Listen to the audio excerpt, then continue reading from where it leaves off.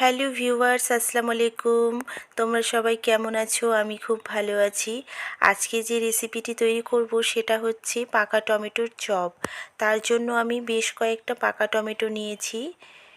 পাকা টমেটোগুলোকে ভালো করে জল দিয়ে ধুয়ে নেব, কেননা এতে কীটনাশক ওষুধ স্প্রে করা হয়। তাছাড়া জমিতে প্রচুর ধুলোবালি এর মধ্যে পড়ে, সেজন্য এটাকে জল দিয়ে ভালো করে ধুয়ে নিতে হবে। আমি বেশ কয়েকবার জল দিয়ে ধুয়ে নিয়েছি। এবার এটাকে কেটে নেব।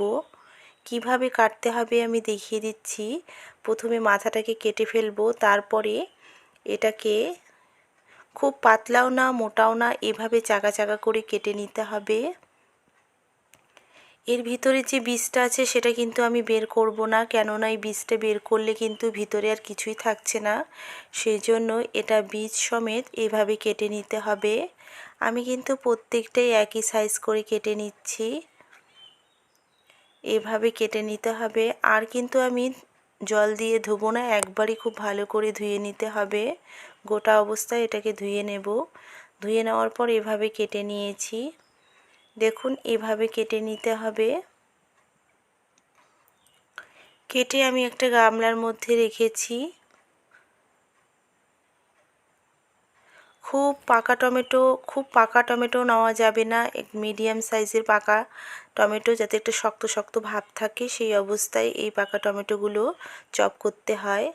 আমি একটা ছোট বাটিতে বেসন দিয়ে দিলাম পরিমাণ মতো, দিয়ে দেব স্বাদ মতো লবণ। লবণটা অবশ্যই ঠিকঠাক করে দেবেন, যদি বেশি হয়ে যায় বা কম হয়ে যায় তাহলে কিন্তু খেতে ভালো লাগবে না। দিয়ে দেব লাল মরিচের গুঁড়ো। ঝালটা অবশ্যই আপনাদের ইচ্ছে মতো আপনারা দেবেন। আমার ঝালটা যেরকম ভালো লাগে আমি সেই পরিমাণে লাল মরিচের গুঁড়ো দিয়েছি।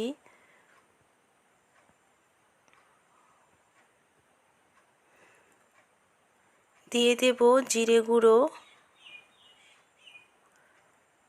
আমি এখানে সামান্য পরিমাণে মিট মশলা ইউজ করেছি, আপনারা চাইলে স্কিপও করতে পারেন, দিলে খেতে ভালো লাগবে তাই আমি দিয়েছি। এবারে অল্প অল্প করে জল দিয়ে এটাকে ভালো করে মেখে নেব। একবারে জলটা দেবেন না, না হলে কিন্তু আপনার বেসনের আইডিয়া হবে না, বেশি হতে পারে। জলটা কম হইলে আপনারা অ্যাড করতে পারবেন, কিন্তু বেশি হলে আবার কমাতে পারবেন না। সেই জন্য অল্প অল্প করে জল দিয়ে এটাকে মেখে নিতে হবে। এই বেসনটা কিন্তু বেশি পাতলাও হবে না, আবার বেশি গাঢ় করা যাবে না। গাঢ় করলে চপটার মধ্যে মোটা ভাব হয়ে যাবে, আর পাতলা করলে আপনার এটা চপে মানে টমেটোতে লাগবে না গায়ে, সেজন্য বেশি পাতলা করবেন না। গ্যাস ওভেনে আমি একটা ফ্রাই প্যান বসিয়ে দিয়েছি, ফ্রাই প্যানটাকে গরম হতে দেব। গ্যাসের ফ্লেমটাকে আমি হাই করে কিন্তু এটা ভাজছি। দিয়ে দেব রিফাইন তেল। চপ ভাজার ক্ষেত্রে অবশ্যই মিডিয়াম তেল দিতে হবে, খুব বেশিও না আবার কমও না। তেলটাকে ভালো করে গরম করে নেব। ভাজার সময় অবশ্যই মিডিয়াম ফ্লেম করে কিন্তু চপটা ভেজে নিতে হবে। তেল আমার গরম হয়েছে, এবার টমেটোটাকে আমি বেসনের এইভাবে গায়ে মেখে নিয়ে, টমেটোর গায়ে বেসনটা এইভাবে মেখে নিতে হবে।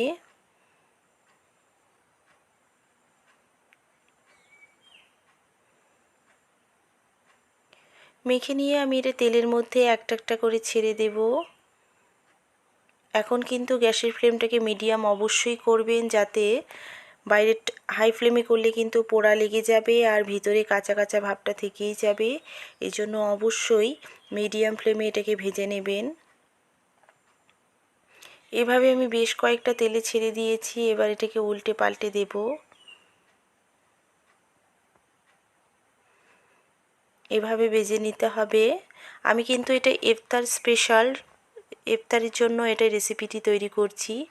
আপনারা ইফতারের জন্য করতে পারেন, আবার বিকেলের নাস্তাতে আপনারা চায়ের সঙ্গে ওইটা খেতে পারেন। এভাবে হালকা ফ্লেমে আমি এটাকে ভেজে নিচ্ছি।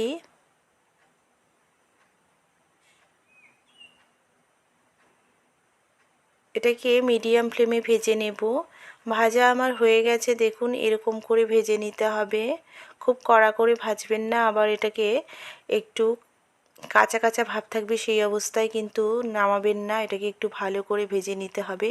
দেখুন আমার ভাজা হয়ে গেছে পাকা টমেটোর চপ। এটা সস দিয়ে খেতে খুব দুর্দান্ত সুস্বাদু লাগবে।